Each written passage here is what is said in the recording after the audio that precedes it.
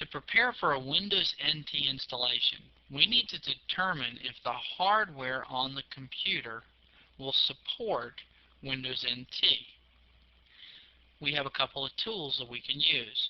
We've already talked about one of them, the hardware compatibility list. Another tool that we can use is called the NT Hardware Qualifier. The NT Hardware Qualifier is part of the support tools, and the support tools are contained on the NT compact disc. We also need to choose the right file system, whether we're going to use FAT16 or NTFS. About the only reason that we would not use NTFS with NT would be if we were dual booting with a Windows 9X operating system.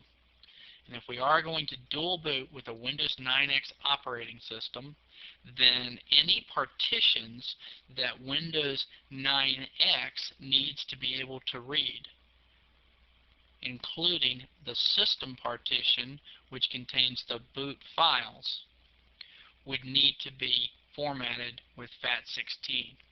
In other words, we would need to have the system partition, usually the C drive, be a small partition that is formatted with FAT16.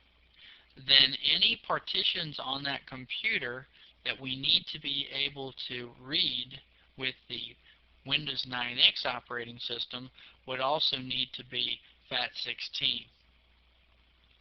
Partitions that don't need to be read by the Windows 9X operating system would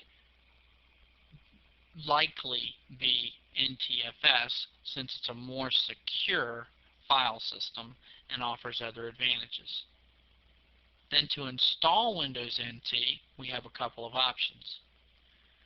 We can begin by booting from the 3 Windows NT disks that contain a simplified version of Windows NT, and after these are loaded, then Windows NT can access the CD-ROM drive and the installation can continue from the CD.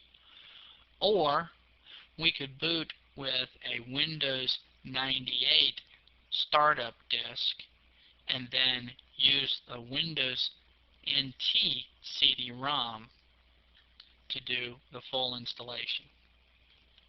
When Windows NT boots, it goes through what we call a boot sequence, and certain things happen.